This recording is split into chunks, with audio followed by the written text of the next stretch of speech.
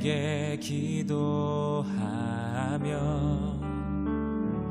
나의 얼굴을 구하여서 그 악한 길 떠나며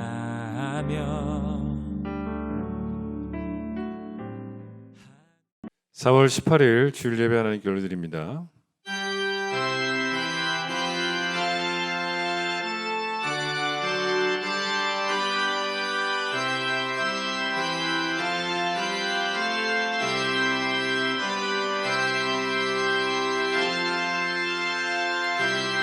오직 여호와는 그 성전에 계시니 온 땅은 그 앞에서 잠잠할지니라. 기쁨으로 여호와를 섬기며 노래하면서 그의 앞에 나아갈지어다. 하나님은 영이시니 예배하는 자가 영과 진리로 예배할지니라. 아멘.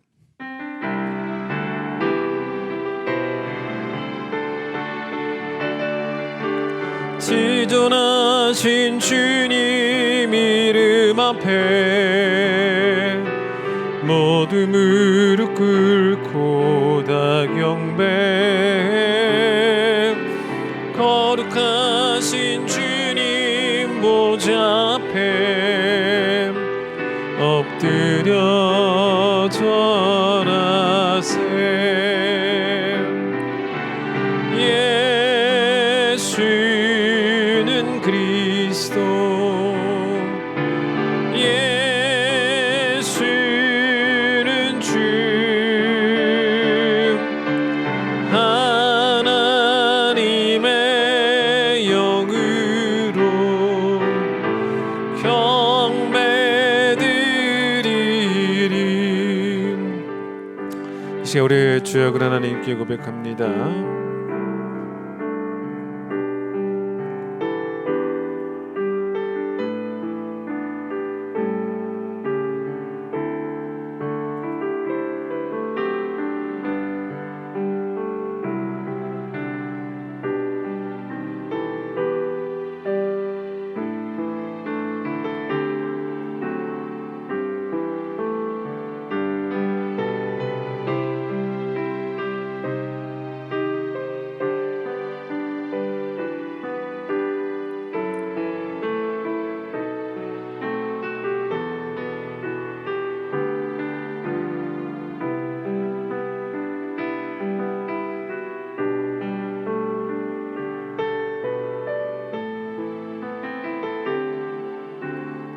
여호와는 긍휼이 많으시고 은혜로우시며 노하기를 더디하시고 인자하심이 풍부하시도다.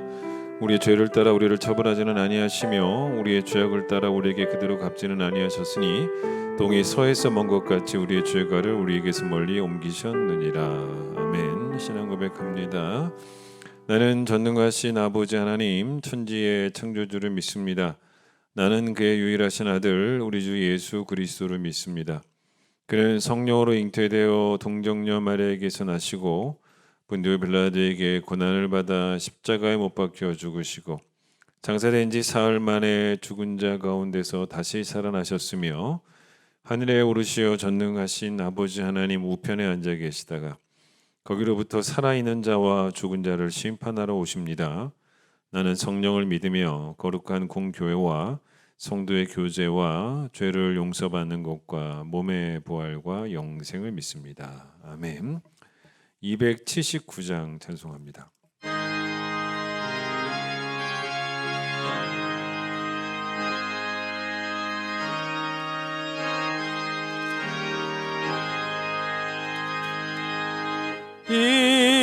인내하신 그새 주여 내가 비오니 죄인 오라실 때에 날 부르소서. 주여 주여 내가 비오니 죄인 오라실 때에 날 부르소서.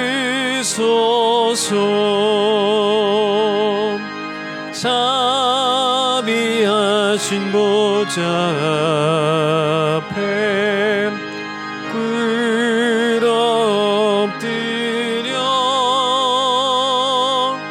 자복하고 회개하는 믿음 주소서. 주여 주여 내가 비오니 죄인 오라실 때에 날 부르소서. 주의 공로 의지하여 주께 가오니 상한 마음을 고치시고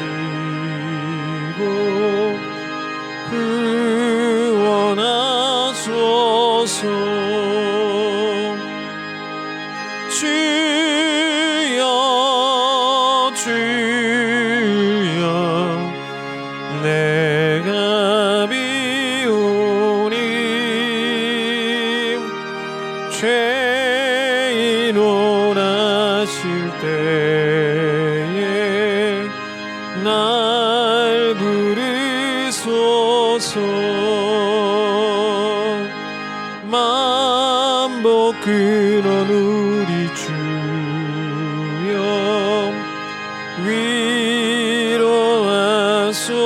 위로하소서. 우리 주와 같으시니 어디 있을까.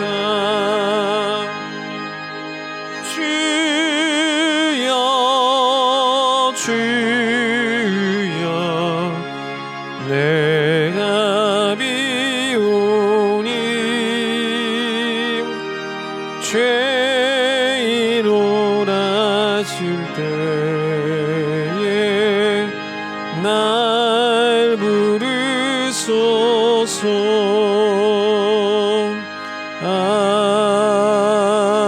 아멘. 시편 51편을 보겠습니다. 시편 51편 17절 한 절 말씀 제가 읽겠습니다. 시편 51편 17절. 하나님께서 구하시는 제사는 상한 심령이라. 하나님이여 상하고 통회하는 마음을 주께서 멸시하지 아니하시리이다. 아멘. 오늘은 곽창용 집사님 기도십니다. 기도드리겠습니다. 사랑에는 거짓이 없나니 악을 미워하고 선에 속하라. 형제를 사랑하여 서로 우애하고 존경하기를 서로 먼저 하며 부지런하여 게으르지 말고 열심을 품고 주를 섬기라. 소망 중에 즐거워하며 환난 중에도 참으며 기도에 힘쓰라. 사랑이 풍성하신 하나님 아버지 감사합니다. 주 예수 그리스도의 보혈의 사랑을 알게 하시고 그 큰 은혜 안에서 화평케 하여 주심을 감사합니다. 저희를 자녀 삼아 주셔서 항상 주님과 동행하는 믿음 주시고 거룩한 성도로서 말씀으로 깊어지어 기도로 구하고 행함으로 노력하고 천국 가는 그날까지 장성한 분량으로 열매 맺는 삶을 살아가게 하옵소서. 저희를 고아처럼 버려두지 않으시고 친히 성령님 보내주시사 언제든지 주님과 함께하여 주심을 감사합니다. 그러나 일주일 세상에 살아가면서 성도로서 온전한 생활을 하였는지 돌아보게 됩니다. 물질의 욕심, 성적인 욕망, 시기함과 질투함, 그리고 성실하게 살지 못하고 있는 부분을 알게 하시어 기도하여 회개하게 하시며 항상 말씀에 비추어 바르게 살아가게 하옵소서. 예수 그리스도의 사랑을 받아 그 사랑의 빚진 자로서 세상의 빛과 소금의 역할을 다하게 하소서. 나라를 위해서 기도하길 원합니다.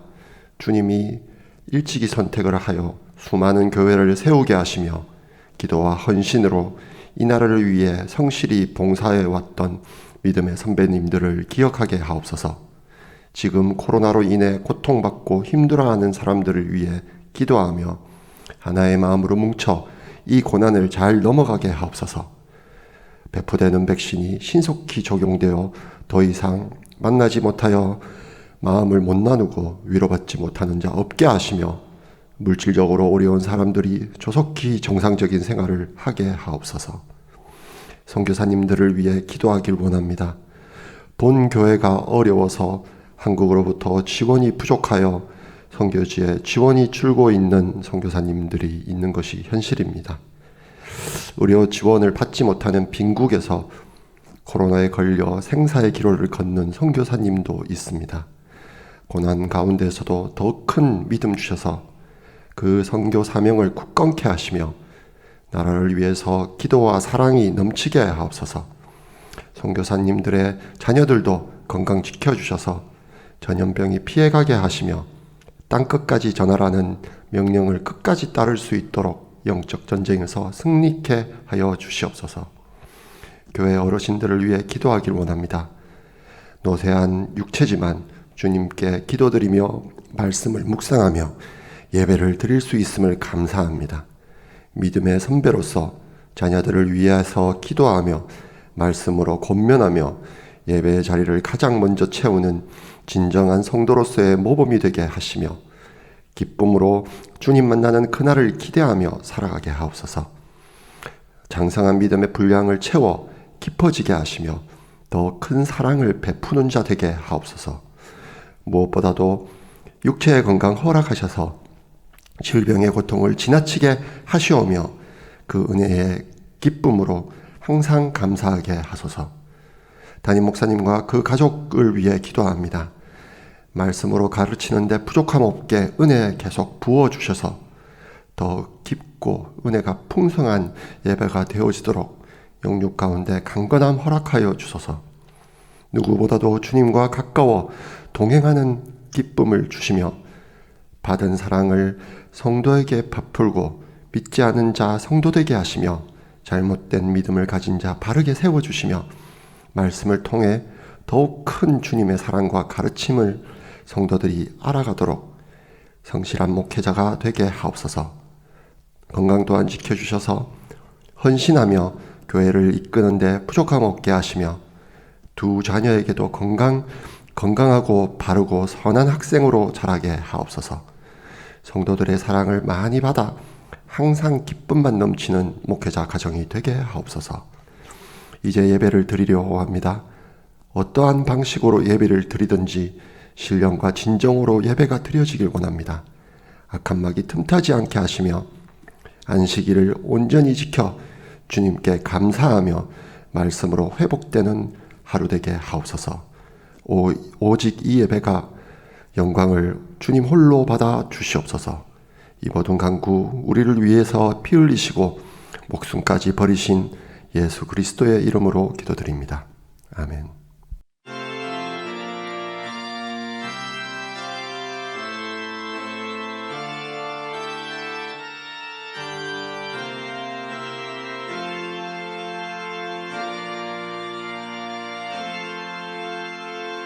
동원하겠습니다.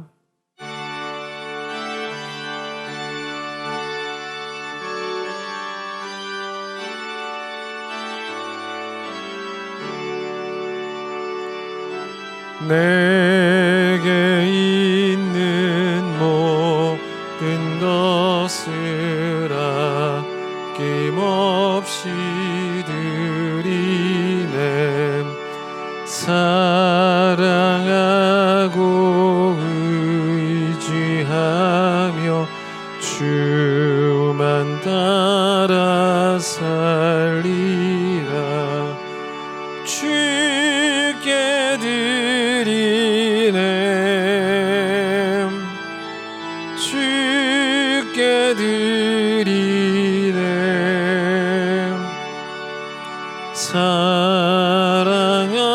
사랑하는 구주 앞에 모두 드리네. 아멘. 전능하신 하나님 감사합니다. 거룩한 주의 날 허락하셔서 하나님 앞에 나와 참된 예배자가 되어 하나님께 신령과 진정으로 예배하게 하심을 감사합니다. 하나님 마음에 합한 예배자들 되게 하여 주시고 영이신 하나님께 영과 진리로 예배할 때 마땅히 하나님이 받으셔야 되는 영광과 하나님의 이름에 합당한 그 영광이 우리 예배를 통하여 하나님께 올려드려지는 복된 시간 되어질 수 있도록 주님 축복하여 주시옵소서. 하나님을 가까이 함이 우리의 복이라고 말씀하여 주셨습니다. 늘 하나님과 친밀한 관계 속에서 하나님과 깊은 교제를 나누고 또 이웃을 뜨겁게 서로 사랑하며 이 땅을 살아가면서 소유의 복만 갈구하는 것이 아니고 관계의 복도 복임을 알고 그 복에 더 집중하며 살아갈 수 있는 우리 모두가 될 수 있도록 축복해 주시기를 소망합니다. 오늘 주님께 귀한 온라인으로 예배를 드렸습니다. 예물을 드렸습니다. 우리 예물을 주님께서 다 받아주시고 하나님께 큰 기쁨 되고 영광 되는 예물이 되어지기를 소망하며 드릴 때마다 우리 중심의 진실함을 담아 또 중심의 감사함을 담아 하나님께 예물 드릴 수 있도록 축복해 주시고 늘 하나님의 부요함이 또 우리의 부요함이 될 수 있도록 우리를 축복해 주시기를 소망하며 예수님 이름으로 기도드립니다. 아멘. 오늘 특수는 박혜신 자매 특수 있겠습니다.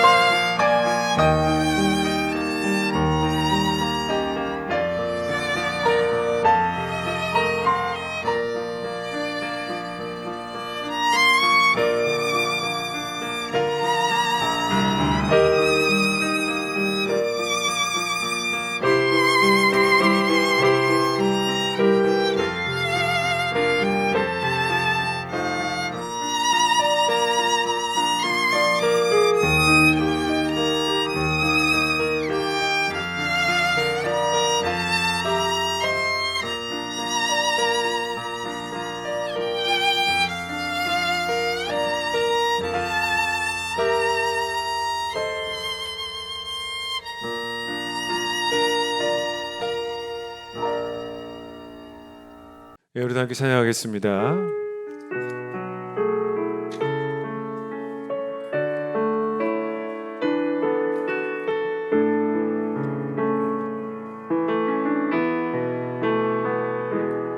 나의 백성이 다 겸비하여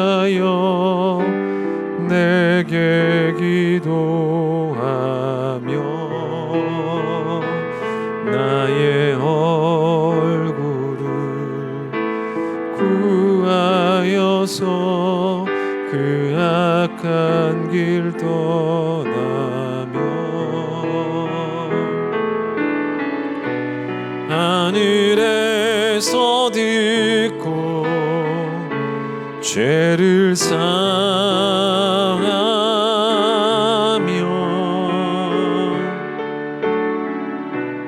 그들의 땅을 고치리라.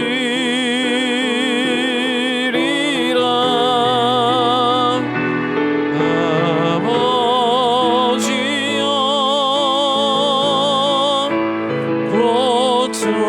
고쳐주소서.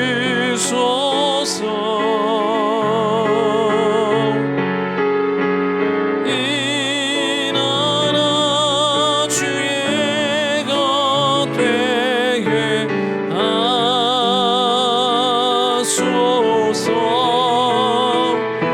주 하나님 간절히 기도하오니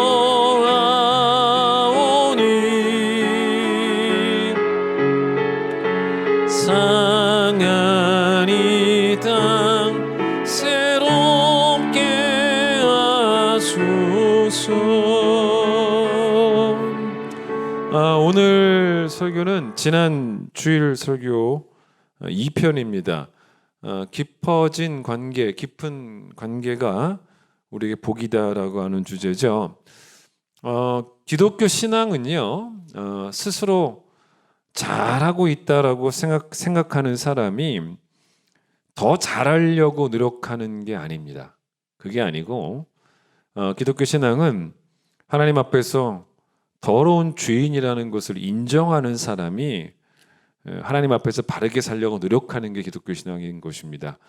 내가 회개하지 않아도 될 만큼 신앙생활을 참 잘하고 있다라고 스스로 여기고 생각하고 느끼는 것을 성경은 뭐라고 말하냐면 자기를 속이는 것이다 라고 말을 합니다.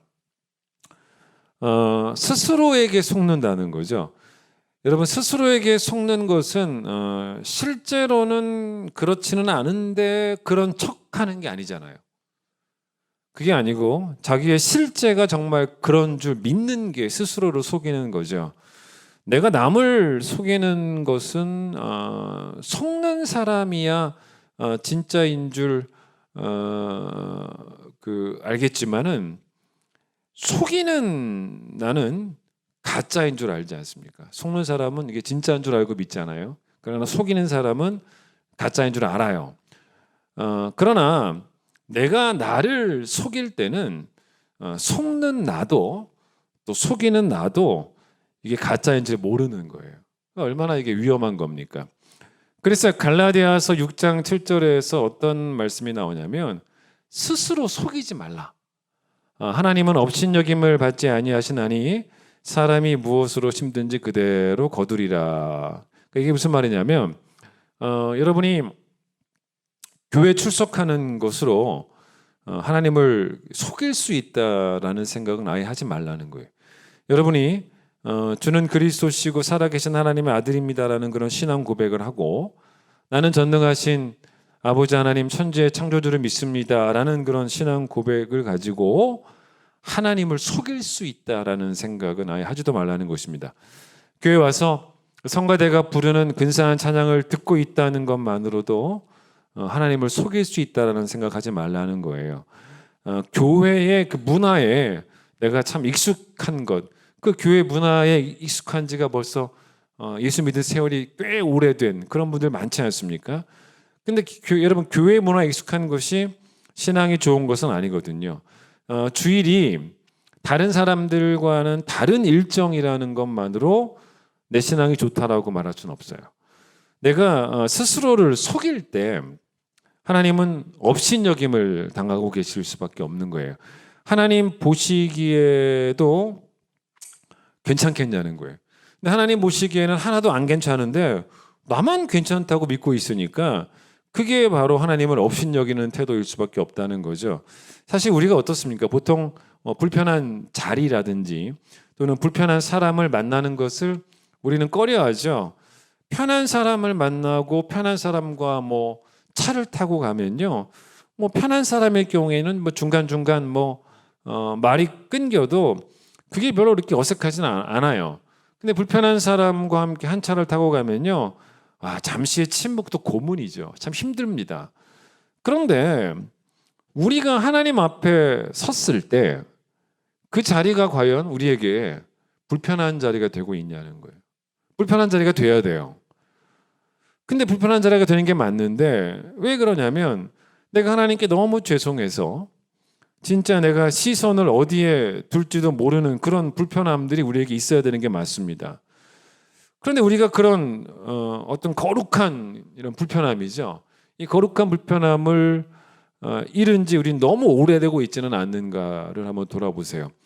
영적인 굳은 살은요, 아주 위험한 겁니다. 사람이 보통 어떻습니까? 어떤 자극을 받을 때 어떤 자극에 대해서 처음에는 아주 놀라기도 하고 감탄하기도 하고 어떤 적극적인 반응을 보통 보입니다. 그런데 여러분 그 자극도 계속 반복이 되면요, 우리의 반응이 그 자극에 놀라지도 않고요, 그냥 적응해 버리고 맙니다. TV 드라마도 사실 그렇지 않습니까? 시리즈가 있을 때 1부가 있고 2부가 있다라고 해봤을 때 1부가 아주 인기도 많고 되게 자극적이었고, 그런데 여러분 2부가 그 이상의 자극이 아니라면 1부 정도의 자극밖에 안 된다면 우리는 1부 때 느꼈던 그 감정을 못 느껴요. 근데 마찬가지입니다. 하나님의 그 오래 참으심이 어느덧 우리에게는 뭐가 되어버리고 말았냐면 영적인 굳은 살이 되어버리고 만 거예요. 하나님이 우리를 사랑하시고 또 사랑하시기 때문에 참으시고 기다리고 계신데 우리는 그런 하나님을 업신여기고 있고, 사실 하나님이 우리에게 하나님 업신여기라고 참고 기다리시는 건 사실 아니지 않습니까? 하나님이 우리에게 어떤 영적인 자극이 안 되는 거예요. 그러면 하나님 앞에서 죄송한 줄도 모르고 하나님 시선 같은 것도 전혀 개의치 않고 그렇게 하나님이 우리에게 영적인 자극이 안 되고 계신다면 진짜 우리의 심령에 그 굳은 살이 독하게 자리를 잡고 있다라고 보시면 되는 거예요. 다윗은 하나님 마음에 합한 자다라고 하는 극찬을 받았습니다. 성경에 그렇게 하나님 마음에 합하다라고 말할 정도로 극찬을 뜬 사람이 별로 많지 않잖아요. 그런데 다윗이 사실 우리도 범하지 않을 만한 그런 독한 죄를 많이 범했던 사람입니다. 죄로 막 달려가던 그를 막아설 수 있는 사람이 아무도 없었을 정도로 간음을 하기도 하고 살인을 하기도 하고 또 음모를 꾸미기도 하고 이런 사람이 사실은 다윗이었어요. 우리보다 별로 나을 게 없어요. 그런데 다윗이 하나님 마음에 합한 사람이 된 이유는 다른 이유가 아닙니다. 그가 정결해서라기보다는 다윗은 자기의 죄를 절대로 하나님 앞에서 숨기지 않았다는 거예요. 이게 아주 좋은 겁니다. 즉 자복하고 회개하는 일에 참 빠르기도 했고 또 전문가이기도 했다는 것입니다. 사실 다윗은 우리가 도저히 따라잡을 수 없을 것 같은 그런 도덕적 고결함도 많이 보여주긴 해요.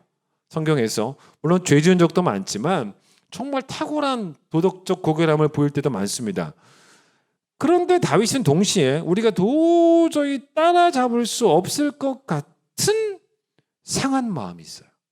애통하는 마음이 있어요. 그렇게 애통하는 마음이 상한 마음이 지독했던 사람이에요.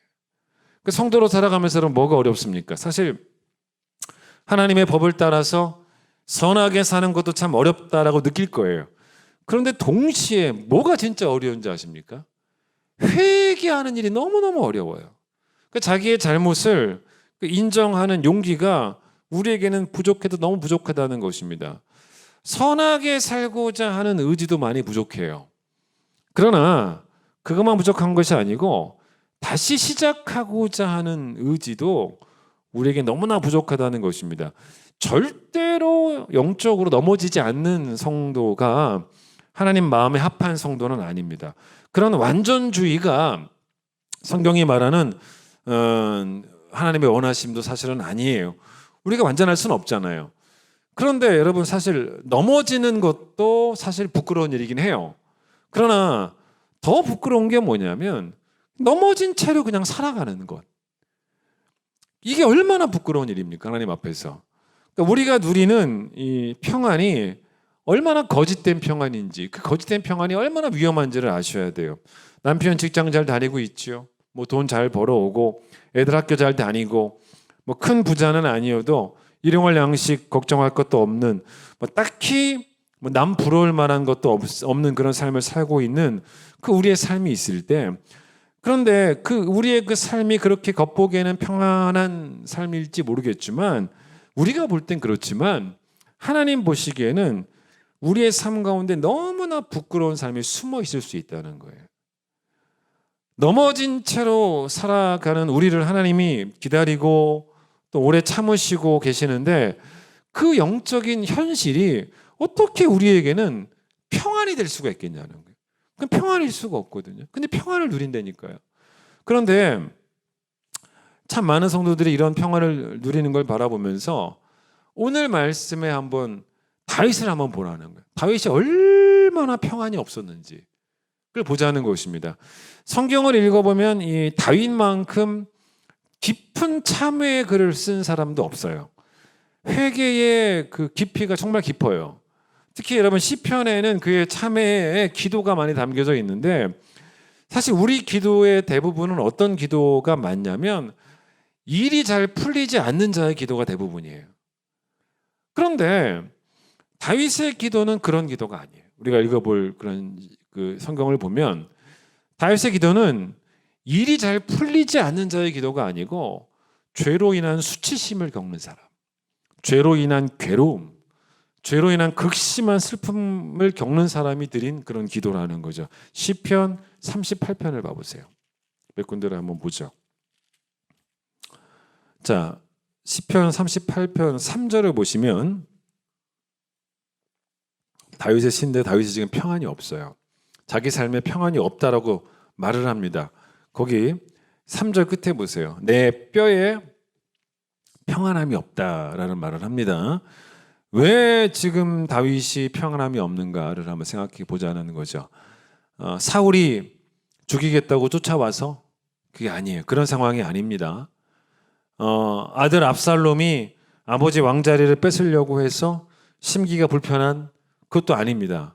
뭐라고 말하냐면 여러분 평안함이 없는 이유를 밝혀요. 거기 뭐라 그럽니까? 나의 죄로 말미암아라 그럽니다. 죄 때문에 마음에 평안이 없다는 것입니다. 그런데 자기 죄 때문에 평안함이 없는데 거기 또 어떤 편이 나오냐면 내 뼈에 평안함이 없다는 거예요. 내 뼈에. 이 표현이 뭐겠습니까? 여러분 이게 자기가 지은 죄 때문에 하나님이 분노하셔가지고 다윗의 뼈를 치셔서 뭐 뼈가 아프다는 그런 말은 아니겠죠. 여러분 이게 바로 무슨 말이겠습니까? 뼈속까지 아프다는 거잖아요. 뼈속까지. 그러니까 내면 깊숙한 곳에서부터 아픔이 느껴진다는 거예요. 내면 깊숙한 내 존재 깊은 곳에서부터 아프다는 것입니다. 그 이유가 자기 죄 때문이라고 말을 해요. 근데 여러분 4절 보세요. 다윗이 자기가 얼마나 죄인인지를 바로 뒤에서 뭐라고 말하냐면 내 죄악이 내 머리에 넘쳐서 무거운 짐 같으니 내가 감당할 수 없습니다라는 말까지 합니다. 그러니까 죄가 머리에 넘친다는 것은 자기가 죄 덩어리이긴 한데 자기 존재 자체가 다 그냥 죄인데 그 죄가 머리를 뚫고 나올 정도로 막 차고 넘칠 정도로 자기 안에는 죄가 가득하다는 것입니다. 또 그걸 뭐라 그러냐면 자기 머리에 진 무거운 짐이라고 표현을 합니다. 자기가 도저히 감당할 수 없는 그런 엄청난 죄를 지었다는 거예요. 죄의 분량이 너무 많더라는 것입니다. 그런데 이제 문제는 다윗은 이랬는데 우리는 어떠냐는 겁니다. 우리는 무거운 짐 같은 죄를 너무 잘 감당을 하고 있어요.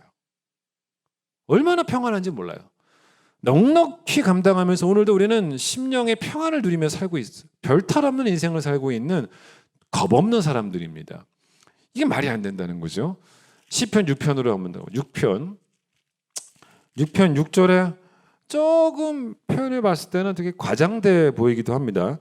그 6절 보세요. 내가 탄식함으로 피곤하여 밤마다 눈물로 내 침상을 띄우며 내 요를 적십니다 라는 말을 합니다. 조금 과장된 표현이기는 하죠. 근데 여러분 우리가 보통 어떻습니까? 밤이 뭐예요? 밤은 보통 뭐냐면 우리가 영육간에 평안하게 쉬는 시간이 밤입니다. 그런데 다윗에게는 밤에 쉰다는 건요 팔자 좋은 이야기입니다. 회개할 것이 너무나 많은 다윗의 입장에는요 밤이라고 해서 예외는 아니라는 것입니다. 집에 막 수도가 터져가지고 막 물이 침상을 띄우고 요를 적시고 여러분 그런 상황이 아닙니다. 수도가 터지지 않는 이상은 그런 일이 벌어지지는 않죠. 물론 이 시편 6편이 과장된 표현이기는 하지만 그러나 이게 그렇게 과장되지만은 않았다라는 걸 어떻게 느끼냐면 정직하게 뭐라고 말해요. 자기의 죄가 우리 방금 전에 봤죠. 시편에 방금 전에 뭐라 그랬습니까? 자기의 죄가 머리에 막 차고 넘친다라고. 그러니까 자기의 죄가 막 머리에 차고 넘치는 여러분 그런 신앙 고백이 있는 사람에게는요. 여러분 그가 흘리는 참회의 눈물도요. 차고 넘치는 거예요. 죄가 차고 넘치는 만큼 참회의 눈물도 차고 넘치니 침상을 띄울 수도 있고 요를 적실 수도 있고 너무 과장된 것만은 아니라는 것입니다. 우리가 언제 그렇게 울었는지를 한번 점검해 보세요. 내가 정말 언제 그렇게 울었나? 많이 울었죠. 울 날이 많죠.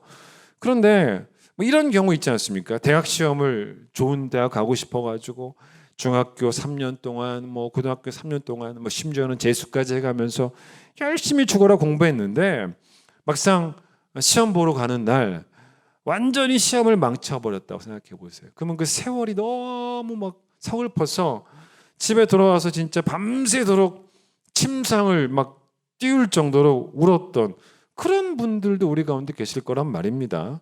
누군가에게 진짜 살다 보니까 억울한 일을 당하기도 해요. 너무너무 억울해서 분해요. 분하고 원통해서 진짜 밤새도록 그 밤에 평안할 틈도 없이 그냥 밤새도록 운 분도 있을 거예요.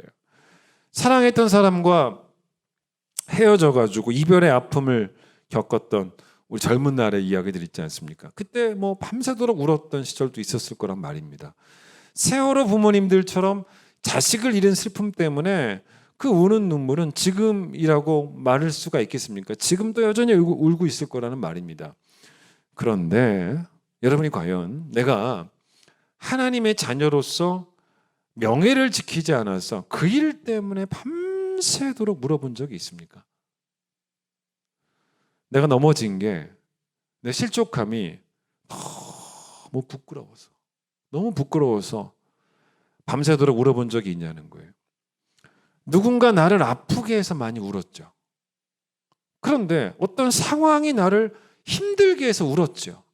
그런데 내가 하나님의 마음을 아프게 해드린 것 때문에 부끄러워서 밤새도록 울어본 적이 있냐는 거예요.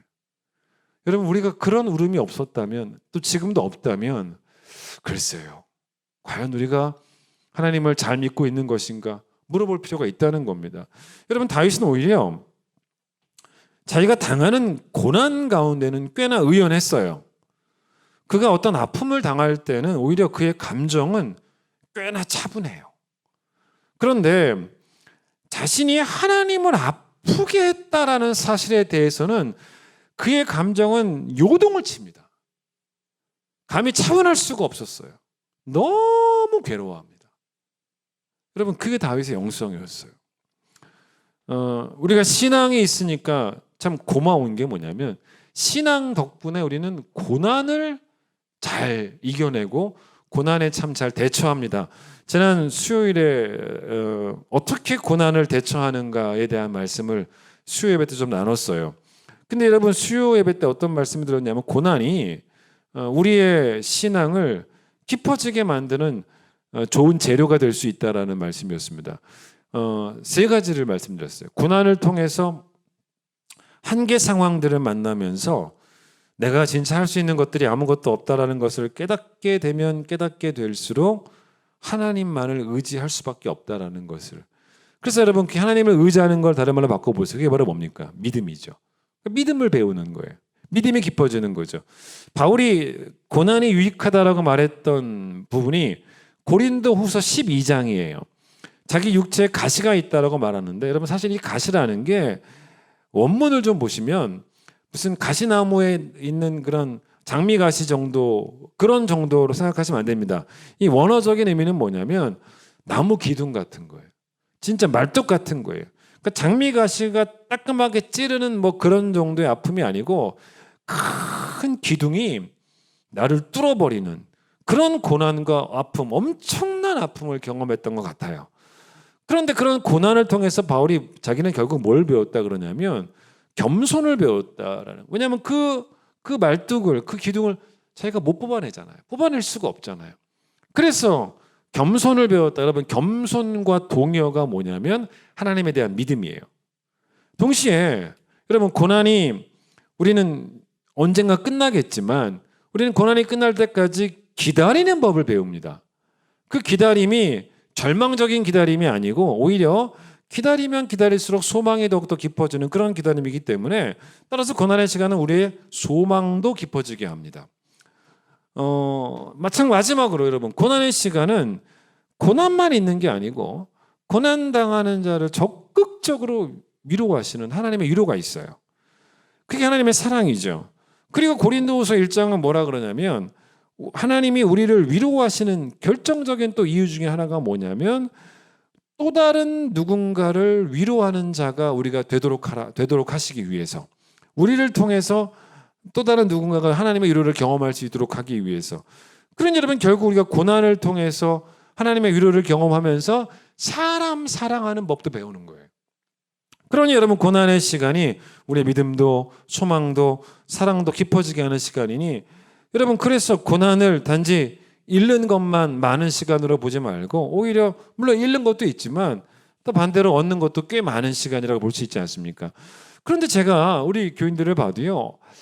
저런 고난이 있고 어떻게 버텨낼까 싶을 정도로 많은 성도들이 고난 앞에 의연해요. 진짜 대단해요. 고난에 대처하는 법을 압니다. 그래서 제가 보면 저보다 오히려 더 잘 이겨내시는 분들이 많이 계신 것 같아요.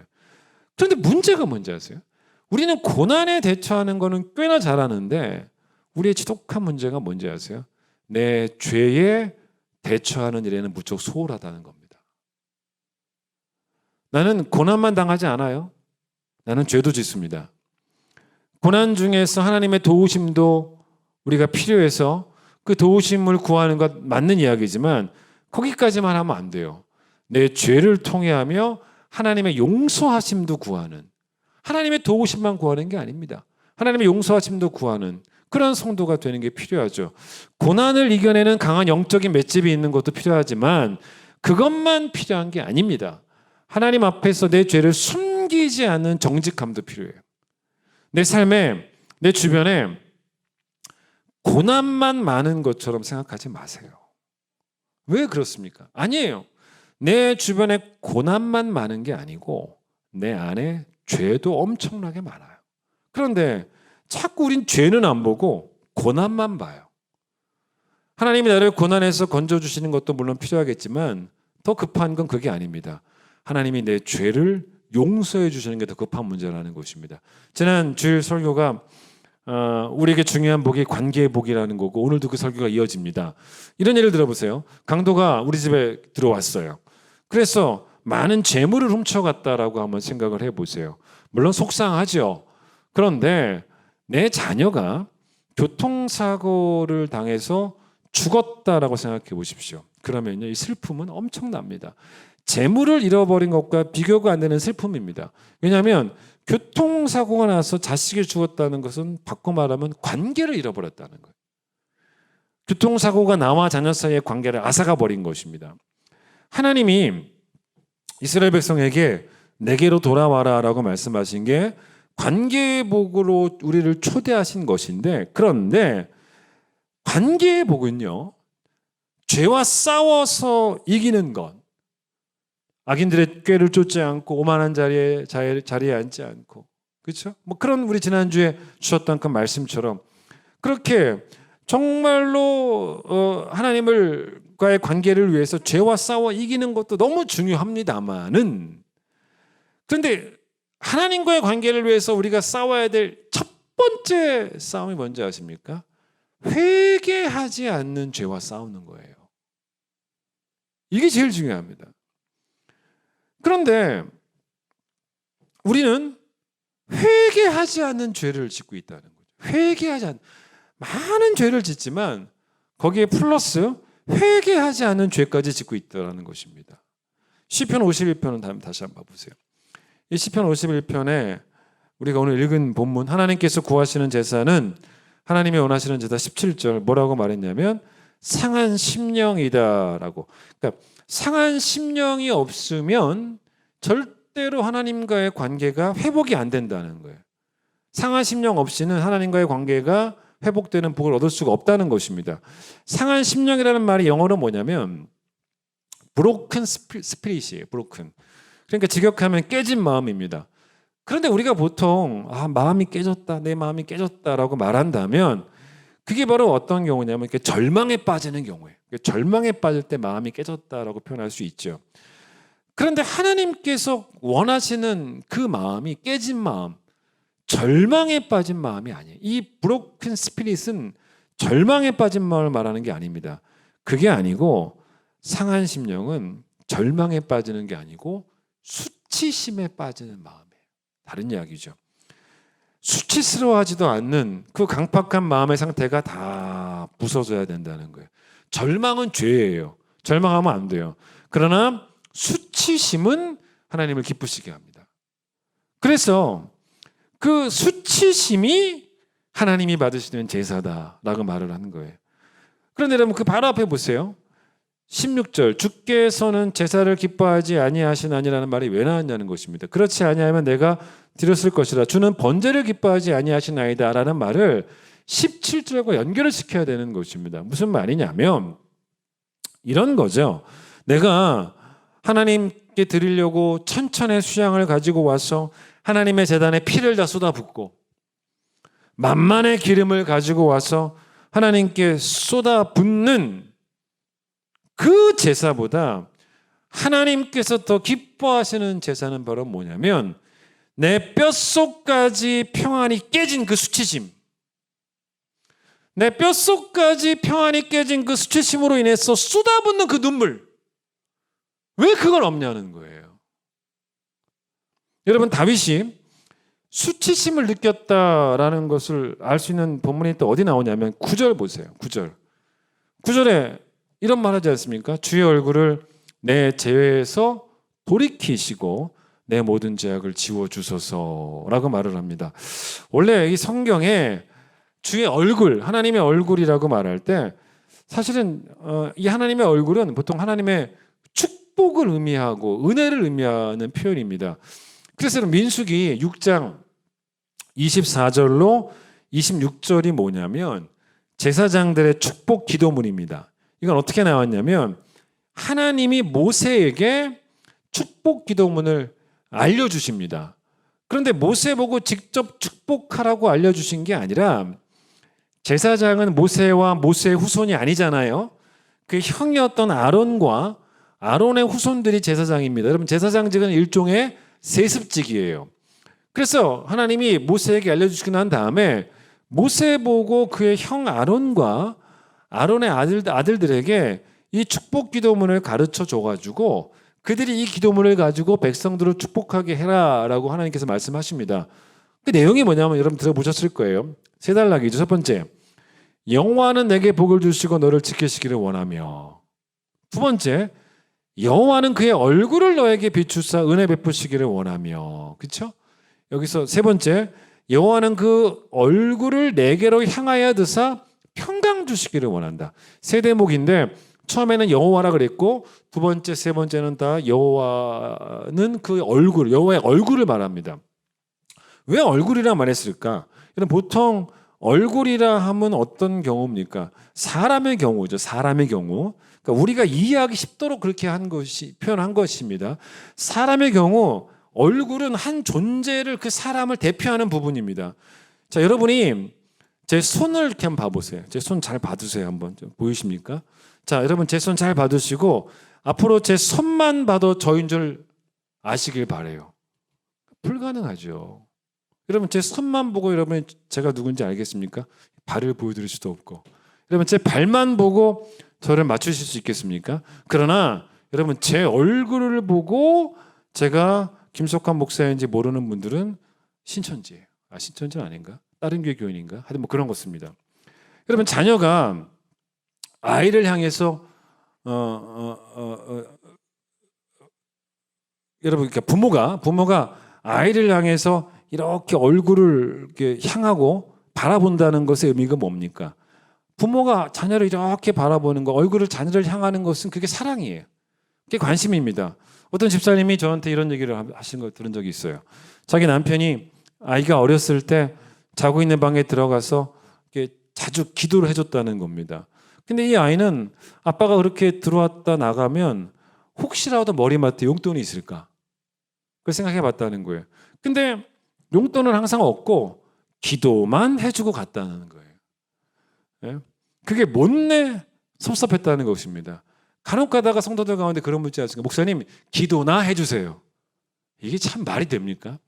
그런데 나중에 커서 보니까 용돈보다 훨씬 더 좋은 것이 바로 아빠의 기도였다라는 것을 그 딸을 알게 되었다는 거예요. 근데 아빠가 그 딸에게로 자신의 얼굴을 향하고 기도해 준 것은 딸에 대한 사랑입니다. 그러니 여러분 민수기 입장에서 말하는 하나님의 얼굴은 하나님이 우리에게로 향해야 되는 그런 얼굴이에요. 맞지 않습니까? 자, 그런데 다시 보면 보세요. 이 51절은 다른 이야기예요. 51장 그 9절은 주의 얼굴을 이번에 어떻게 하라는 거? 나의 뭐에서? 죄에서 돌이키시고 라고 말합니다. 주의 얼굴을 나로부터 돌이키라는 말이 아니고 주의 얼굴을 내 죄에서 돌려달라라는 말입니다. 영어 성경에 이게 어떻게 나오냐면 하나님 내 죄로부터 이 표현을 들어보세요. 하나님의 표현을 들어보세요. 하나님의 얼굴을 숨기십시오라고 합니다. 여러분 즉 내 죄로부터 하나님 등져 주세요. 이런 말입니다. 이게 무슨 말인지 이런 예를 한번 들어보겠습니다. 보통 뭐 물론 모든 여성들이 다 그런 건 아니겠지만은 그래도 남성보다는 여성분들이 외모에 더 신경을 쓰는 편 맞죠? 그런데 우리 교회 어떤 분이 예를 들어 보는 거예요. 잠시 뭐 동네 뭘 좀 빨리 사러 가려고 그래서 뭐 제대로 뭐 꾸미지도 않고 뭐 머리도 부시시시하고 뭐 화장도 안 하고 뭐 옷도 대충 입고 뭐 정말 조금 이렇게 꾀죄죄하게 그렇게 나왔다고 해보세요. 그러면 누가 볼까봐 막 총총 걸음으로 빨리 걷고 빨리 걸어서 빨리 뭐 살 거 빨리 사고 집에 가고 싶은 그런 마음인데 그렇게 막 총총 걸음으로 가고 있는데 갑자기 누가 차에서 빵빵거려요. 그래 봤더니 스타렉스야. 큰 기쁜 게 스타렉스입니다. 그게 누굽니까? 목사 저예요. 뭐 저도 사실 목사 아니랄까봐 차 타고 가도 우리 교회 교인들이 그렇게 잘 보이긴 해요. 제가 빵빵거리면서 집사님 막 이렇게 부른다고 생각해 보세요. 그러면 그 성도 속으로 뭐라 그러겠어요? 뭐 물론 인사는 하겠지만 야, 좀 모른 척하고 지나가면 안 되나? 저렇게 센스 없는 목사님 같으니라고 뭐 그런 마음 있지 않겠습니까? 이 말이요. 다윗이 하나님에게 하나님 좀 모른 척 해줄 수 없으십니까? 라는 말이 아니에요. 나는 죄를 숨기고 하나님은 못 본 척하고 이게 아니에요. 일단 여러분 다윗은 자기의 죄가 너무 수치스럽고 부끄러운 거예요. 말쑥하게 차려입은 사람 앞에 내가 만약에 더러운 옷을 입고 이렇게 서 있으면요 괜히 좀 멋쩍은 기분 들지 않습니까? 그런데 여러분 그런 정도 이야기가 아닙니다. 하나님같이 깨끗하신 분이 완전한 깨끗함이 자기의 죄를 향해 얼굴을 향하시면 도저히 부끄러워서 견딜 수 없어 하는 그런 영성이 있는 거예요. 여러분 생각해 보세요. 이게 하나님 좀 못 본 척 해주시면 안 됩니까? 라는 말이 아닌 것이, 그 다음 보세요. 9절. 주의 얼굴을 내 죄에서 돌이키시고와 동요가 뭐냐면 내 모든 죄악을 지워주소서예요. 그러니까 즉 지금 뭐라고 말한 거냐면 다윗은 하나님 나를 용서해 주세요. 용서해 달라고 말하는 자기 죄를 인정하는 용기예요. 이게 어떤 말씀과 이어지냐면 나중에 찾아보세요. 이사야 38장 17절에 이런 말씀이 나옵니다. 나의 모든 죄를 주의 등 뒤에 던지셨나이다. 그러니까 하나님이 어떤 분이냐면 내가 내 죄를 숨기지 않으면 하나님은 내 죄를 숨기신다는 거예요. 즉 내가 하나님 앞에 내 죄를 숨기지 않으면 하나님은 내 모든 죄를 주의 등 뒤로 던져버리신다는 거예요. 이게 바로 그 말이에요. 11절 보세요. 지금 얼마나 이 죄 지은 다윗이 절박한지를 보세요. 11절에서는 또 뭐라 그럽니까? 나를 주 앞에서 쫓아내지 말아달라라고 간곡히 부탁을 합니다. 절박한 거예요. 이게 바로 다윗이 무엇을 가장 중요한 복으로 여기는가를 그대로 보여주는 내용입니다. 집 나간 둘째 아들 비유 생각해 보세요. 이 둘째 아들이 제일 처음 원했던 것은 뭡니까? 아버지로부터 얻게 되는 소유의 복이었습니다. 그런데 그 소유를 다 탕진했을 때 이 아들이 원했던 것은 뭐냐면 아버지와의 관계의 복이에요. 맞잖아요? 그런데 누가복음 15장에 나오는 비유죠. 누가복음 15장 19절에 뭐라고 이 아들이 말을 하냐면 집에 돌아가서 아버지한테 이렇게 말하려고 뭐라고 준비했냐면 아버지 지금부터는 아버지의 아들이라 일컬음을 감당하지 못하겠나이다. 나를 품꾼의 하나로 보소서라고 말하려고 준비하고 있었습니다. 그런데 만약에 보세요. 이렇게 마음의 준비를 했던 둘째 아들이 아버지가 품꾼의 하나로 여기지 않고 여전히 아버지의 아들로 여긴다면 둘째 아들이 그 상황을 싫어하겠습니까? 왜 나를 품꾼으로 여겨달라고 했는데 왜 나를 아들로 여기시냐고 막 화내겠습니까? 그게 아니고 아들은 다시 아들이 되고 싶지만 감히 요구할 만한 용기가 나지 않았던 거였죠. 이 표현과 같은 의미의 바로 표현이 11절이란 말입니다. 무슨 말입니까? 나를 주 앞에서 제발 쫓아내지 말아달라. 그러니까 뭘 걱정한 것이냐면 제일 걱정하는 게 다른 게 아니에요. 하나님과의 관계가 단절될까 봐. 하나님과의 교제가 단절될까 봐. 그 복을 잃어버릴까 봐. 그러니 그 복을 잃지 않으려고 진짜 납작하게 엎드려서 잘못했다고 비는 수밖에 없었던 것을 여러분 다윗이 안 것이죠. 그 절박함들이 과연 여러분들에게 있냐는 거예요. 내 죄를 숨겨달라고. 나를 쫓아내지 말아달라고. 여러분 지금 우리에게 가장 필요한 신앙은 바로 회개하는 신앙입니다. 이 본문에서 가장 또 중요한 표현 중에 하나가 있다면 3절을 보세요. 3절이 또 중요한 표현. 3절에 뭐라고 말했는지 보세요. 무릇 나는 내 죄가를 아오니 내 죄가 항상 내 앞에 있습니다 라는 말을 합니다. 일단 나는 내 죄가를 안다라는 말은 자기가 죄인임을 인정하는 거죠. 그런데 그 다음 표현이 뭐냐면 내 죄가 항상 내 앞에 있습니다. 쉬운 성경에는 뭐라 그러냐면 내가 지은 죄가 언제나 내 앞에 있습니다라는 표현을 씁니다. 이게 뭐냐면 내 죄를 지금 다윗은 내가 내 등 뒤로 몰래 숨겨놓은 게 아니에요. 내 죄를 감춘 것이 아닙니다. 내 죄를 숨기지 않습니다. 내 죄를 내 앞에 가져다 놓고 계속 바라보면서 부끄러워 죽는 거예요. 수치스러워 죽는 겁니다. 도저히 내 얼굴로 볼 수 없는 죄라는 것을 알게 될 때만이 하나님이 내 죄를 하나님의 등 뒤로 던져버리시고 그 죄로부터 얼굴을 돌려버리신다는 거예요. 우리가 그 죄를 바라봐야지 하나님이 던져버리시는 거예요. 하나님과 우리의 관계는 하나님 쪽에서 깬 적은 한 번도 없습니다.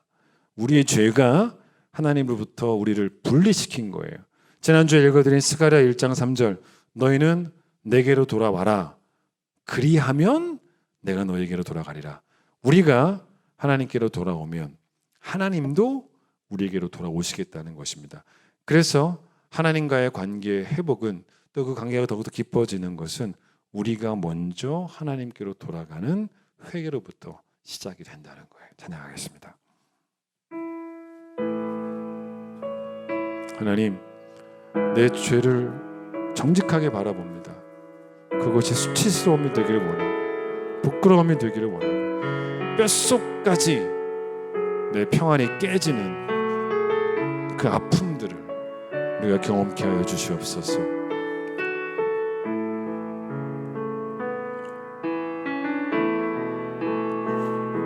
나의 백성이 다 겸비하여 내게 기도하며 나의 얼굴을 구하여서 그 악한 길 떠나며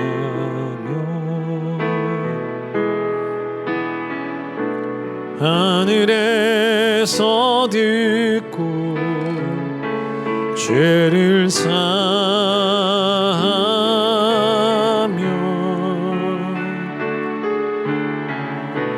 그들의 땅을 고치리라.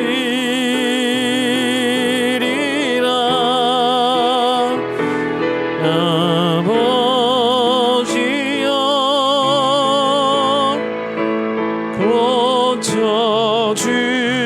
고쳐주소서. 이 나라 주의 것 되게 하소서. 주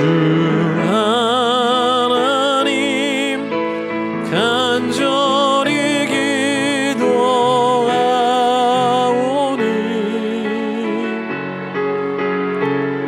상한 이 땅 외롭게 하소서. 무릎 꿇고 다 겸비하여 주께 기도합니다. 무릎 꿇고 다 겸비하여 주께 기도하리. 주의 얼굴을 구하여서 그 악한 길 떠나리.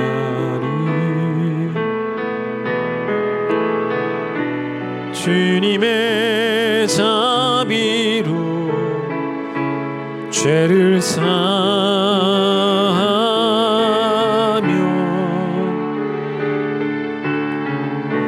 주님의 자비로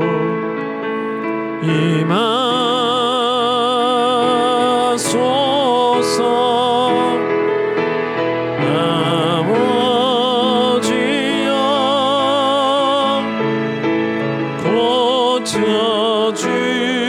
고쳐주소서.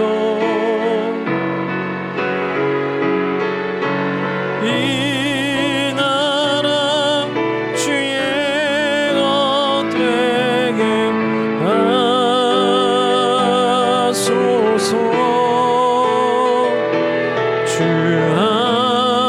하나님 간절히 기도하오니 상한 이 땅 새롭게 아버지여 이 땅을 고쳐주시며 우리가 먼저 하나님 앞에 통회하겠습니다. 아버지여, 아버지여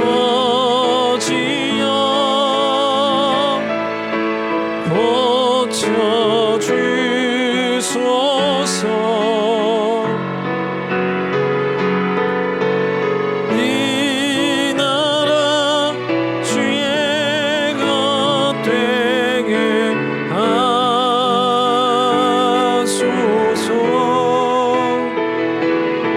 주 하나님 간절히 기도하오니